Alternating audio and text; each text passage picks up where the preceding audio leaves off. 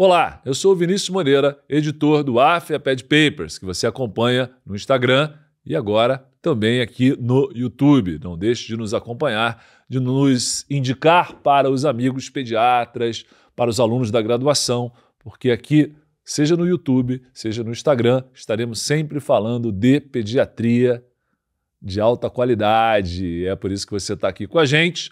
E hoje nós vamos falar, nesse vídeo, nós vamos falar de crises convulsivas, de convulsões em pediatria. Então, vem comigo.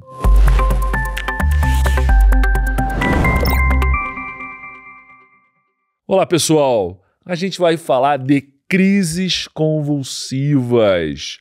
O que você precisa saber, né? A gente pode começar com o conceito de crise convulsiva, um conceito bacana que tem lá no Nelson, meu livro de cabeceira de pediatria.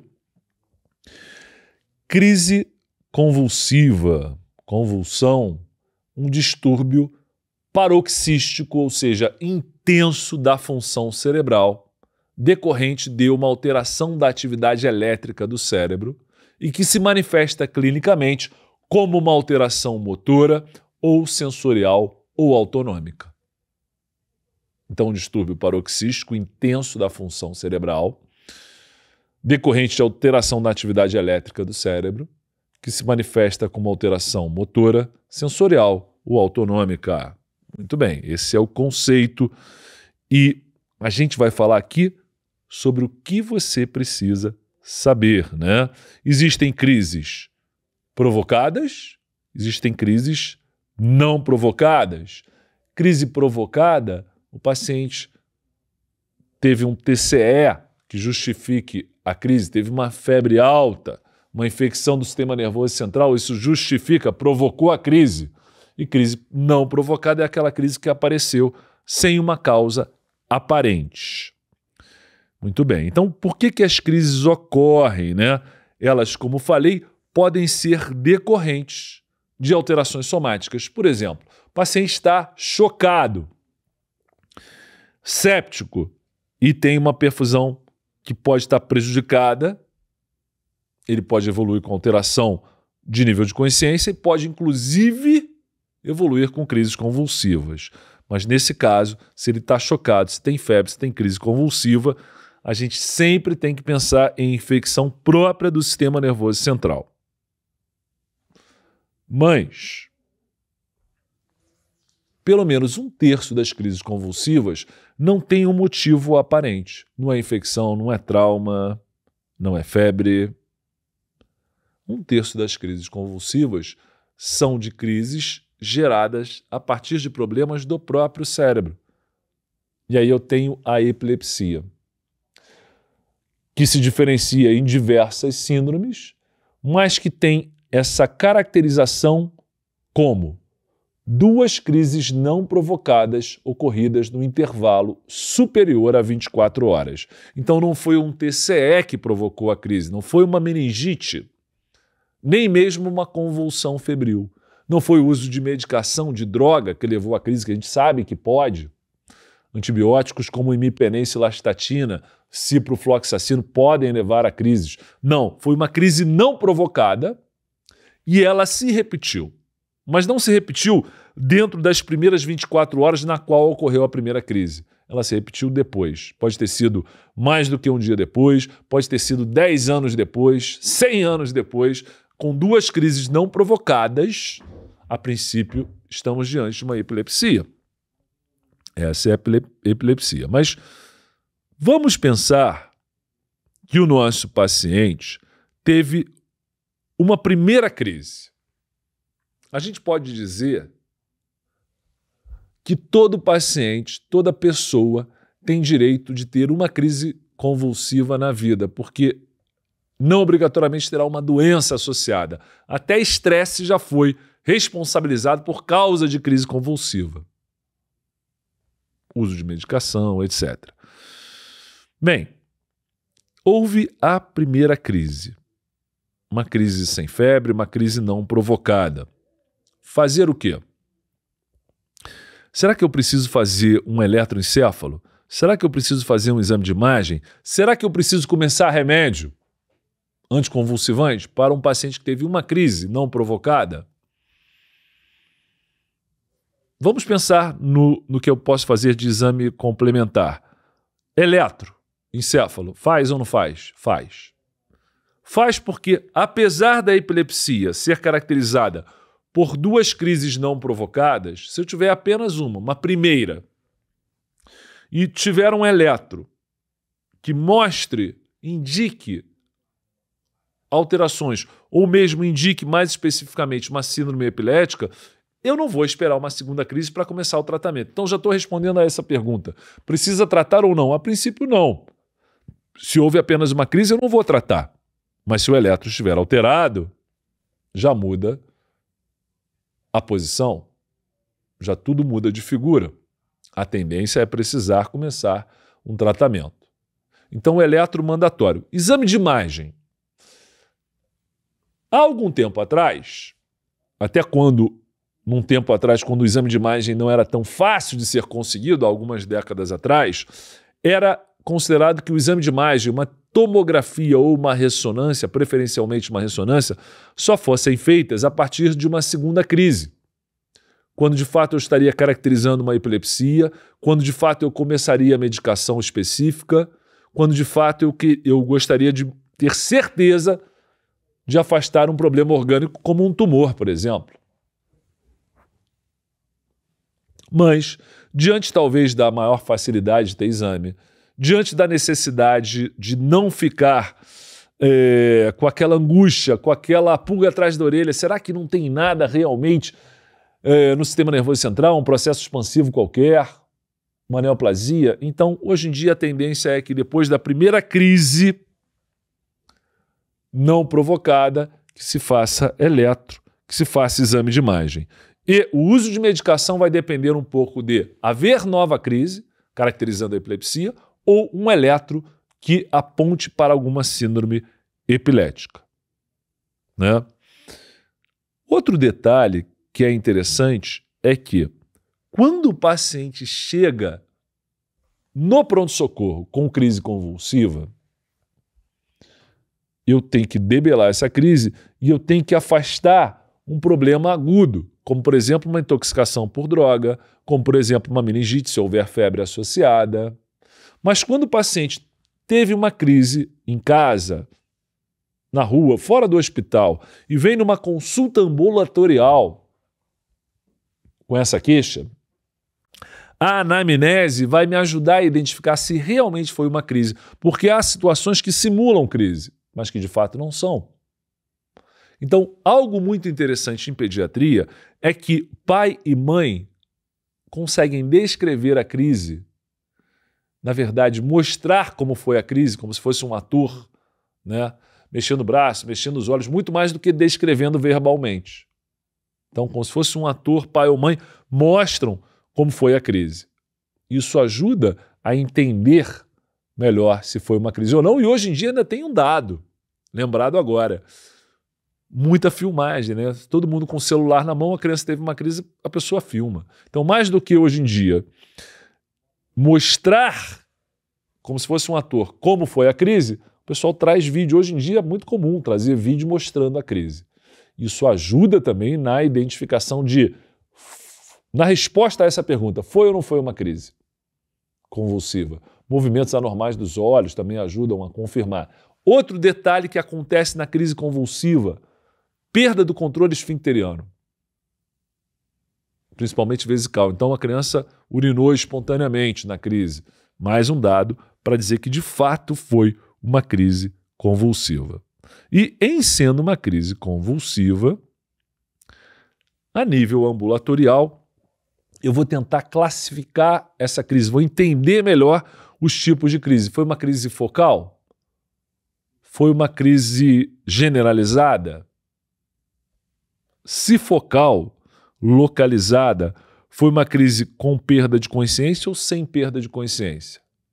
O nome hoje em dia, que é uma tradução que eu acho bem forçada, de uma crise focal com perda de consciência, é uma crise focal desperceptiva, ou seja, não está percebendo o que está acontecendo à sua volta. Acho esse nome péssimo, mas tudo bem. Eu gostava do nome antigo, que era crise parcial complexa, com perda de consciência. Mas enfim, hoje em dia, crise focal desperceptiva. Por que é interessante eu ter esses detalhes? Porque me ajuda a pensar na causa da crise. Uma crise focal com perda de consciência, há que se explorar e investigar problemas orgânicos como neoplasia, como uma alteração vascular no sistema nervoso central. Então, pode haver um problema estrutural. Uma crise desse teor num adulto, em geral, mostra uma alteração, uma neoplasia. Em crianças, muitas vezes, apesar da obrigatoriedade da investigação, nada mostra. Mas é uma crise que preocupa mais do que uma crise focal onde eu não perco a consciência. Mas uma crise focal onde eu não perco a consciência não é fácil de confundir com um tique nervoso? A criança fica lá. Será que isso é uma crise, esse movimento do pescoço, dos olhos, da boca? É uma crise dos ombros ou é um tique nervoso?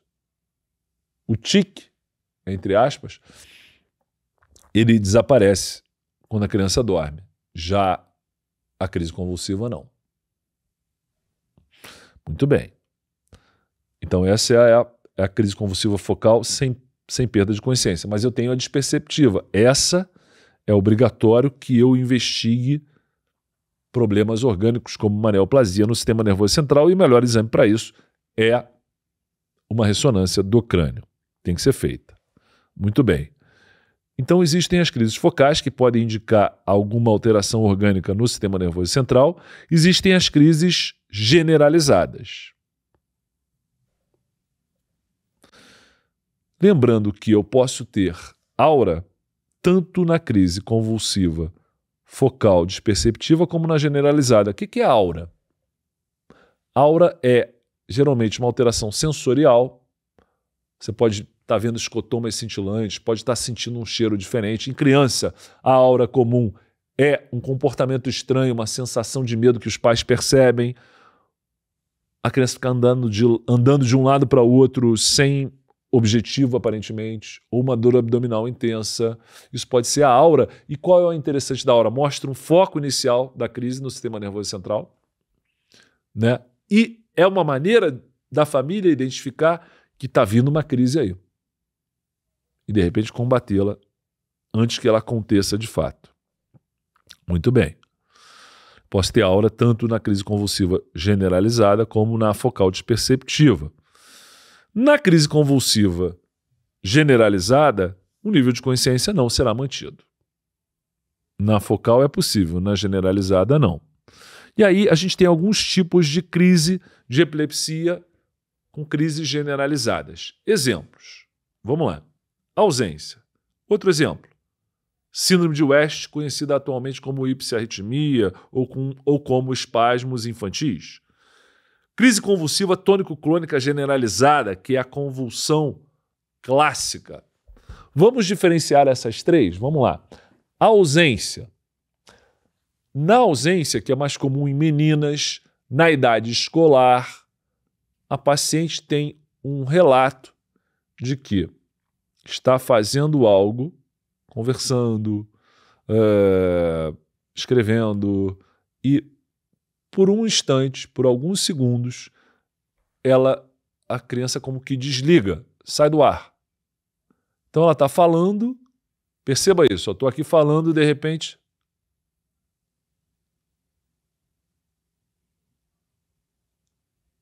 E depois volta como se nada tivesse acontecido. Essa é uma crise de ausência. A pessoa fica com a boca entreaberta, pode pender o corpo um pouquinho para frente, mas sem cair. Isso dura alguns segundos. O detalhe da crise de ausência é que não tem aura e não tem estado pós-crise, pós-comicial. Então a pessoa não percebe que houve esse, entre aspas, desligamento. O que é muito comum? Essa menina, em idade escolar, começa a piorar o rendimento, que é como se você estivesse assistindo aula, dando aquelas cochiladas, e o todo da aula fica perdido. Então ela começa a piorar. a família começa a dizer que ela não está com um comportamento muito adequado, porque se chama e ela não responde. Ô, fulana, não responde. Mal educada. Toma até bronca, fica até de castigo. E o interessante é que a suspeita faça um eletroencéfalo. O eletroencéfalo mostra uma característica própria. 3 espículas lá, 3 Hz por segundo. O eletro da ausência, obviamente você precisa de alguém que saiba ler o eletroencéfalo, é característico. E você pode tratá-la com ácido valproico, por exemplo. É um dos tratamentos possíveis. Ácido valproico, que é um coringa dos anticonvulsivantes, trata uma série de diferentes tipos de crises convulsivas. Então você tem lá a epilepsia de ausência, você tem a síndrome de West, hoje em dia chamada de espasmos infantis. Essa é muito característica também. Ela acontece no lactente e começa entre 2 e 12 meses de idade, mas tem uma clínica muito específica, muito particular, que é como se a criança estivesse fazendo um moro. É como se ela tomasse um susto. Ela fica fazendo contrações de membros em direção ao abdômen, ou em extensão, em flexão, ou em extensão. Aí sim, ou em extensão. Ou misto, flexão e extensão. É como se a criança tomasse vários sustos por dia. Esse lactente começa a ter uma regressão do desenvolvimento neurológico. Os marcos de desenvolvimento começam a se perder. E é muito comum que exista na história um evento perinatal ruim. Uma asfixia, por exemplo.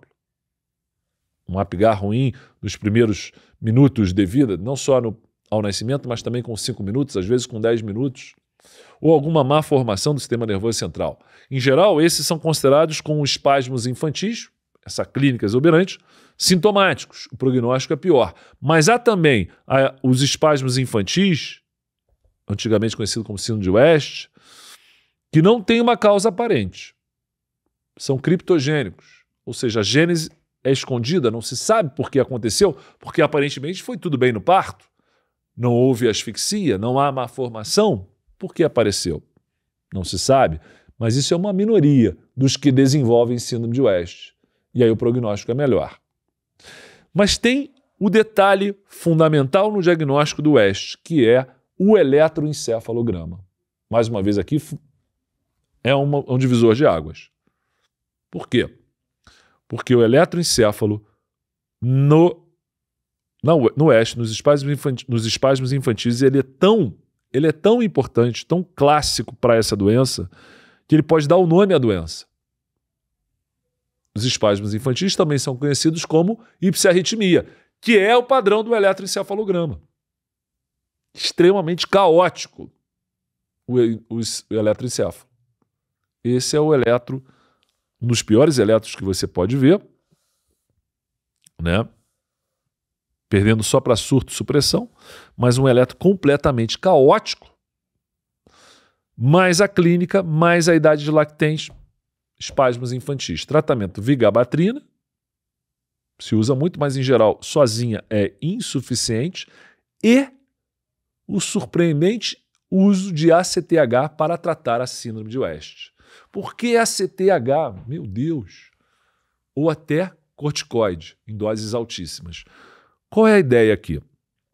Uma das hipóteses da fisiopatologia dos espasmos infantis é que esse insulto cerebral sofrido ali numa asfixia perinatal leve a uma maior sensibilidade e também a uma maior liberação de CRH no sistema nervoso central. CRH é o hormônio liberador da corticotrofina. Está em inglês, por isso que o C é a corticotrofina, R é de release, de liberação, e H de hormônio. O CRH é um hormônio secretado pelo hipotálamo que estimula a hipófise a produzir ACTH, que é a corticotrofina, que vai agir na suprarrenal, levando à produção de cortisol. Então, se acredita que nos espasmos infantis existe um excesso de CRH no sistema nervoso central. Como é que eu diminuo o CRH no sistema nervoso central? Fazendo ACTH, porque assim eu faço um feedback negativo quanto à produção de CRH pelo hipotálamo, E aí, isso vai tratando a crise. Ah, mas eu não disponho do ACTH, muito caro, só importado, etc. Faço corticoide, uma prednisona em dose altíssima, que ela também vai fazer uma alça de feedback negativo com a secreção não só do ACTH, como também do CRH. É uma ideia. Né? Muito bem. E, por falar em tratamento, uma pergunta que a gente recebe é sobre o canabidiol. Já está liberado, não está liberado? Olha, certamente o neurologista vai conseguir mostrar para a gente isso com mais detalhes. Certamente. Mas como clínico, como pediatra geral, o que eu posso dizer para vocês é que síndromes como Lennox-Gastaut, que muitas vezes é o paciente com West, ele evolui e as mudanças estruturais do cérebro ao longo dos anos faz com que ele deixe de ter uma clínica de West e tenha outros tipos de convulsão, também dificílimas de tratar, caso ele evolua mal, chamadas de síndrome de Lennox-Gastaut. Uma das indicações do uso do canabidiol é nessa síndrome. São convulsões de dificílimo controle. Muito bem. Mas eu estou aqui falando vamos lá, de conceito de crise convulsiva, de epilepsia, de importância de história no ambulatório para identificar se foi ou não crise convulsiva, da necessidade de exames complementares. E eu ainda não falei da principal crise convulsiva em crianças. Eu ainda não falei das convulsões febris. E a gente vai falar sobre isso agora. E falando para todos aqui presentes nesse vídeo do YouTube, que estão aqui assistindo, eu tenho uma notícia ruim e uma notícia boa. A notícia ruim é que o vídeo vai terminando por aqui, porque era a nossa ideia passar esse vídeo, passar até esse momento, para depois continuar a nossa gravação para os nossos alunos. Alunos do TEP, alunos que se preparam para o TEM, alunos do curso de atualização, alunos do curso de emergência, todos esses têm acesso ao nosso vídeo completo. Mas qual é a notícia boa? A notícia boa é que se você não faz parte desse grupo, você pode fazer. Temos aí o curso de emergências pediátricas, curso de atualização, de pediatria, e para quem vai fazer título de especialista, a gente tem a maior experiência do Brasil em título de especialista em pediatria e agora também lançamos o TEM. Então a gente foi o primeiro curso a lançar o título de especialista de pediatria, o preparatório, em 2011, pioneiro no Brasil. Então se você quer passar na prova, não vejo um caminho melhor. Né? Muito bem. Então para quem é nosso assinante, se você já tem o título, que tal o curso de atualização, o curso de emergências, fazendo parte do nosso time, eu quero muito que você faça parte, você assiste a live por completo. Então, fica a dica.